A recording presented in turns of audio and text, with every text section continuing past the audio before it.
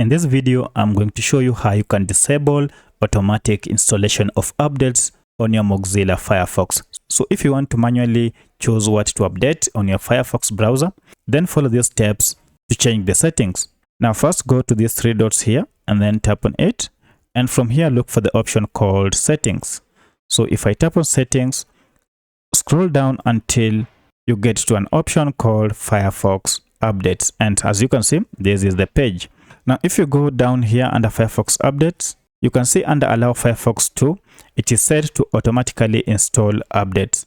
And this will be done when Firefox is not even running. However, if you like to set your Firefox such that it can check for the updates, but lets you to choose what to install, then go ahead and select this option called check for updates, but let you choose to install them.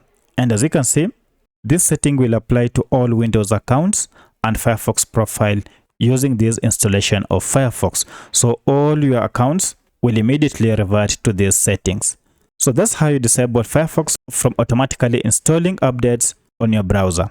If this video is helpful to you, kindly hit the like button and subscribe to this channel to support me. Thank you for watching, and let's meet in the next video.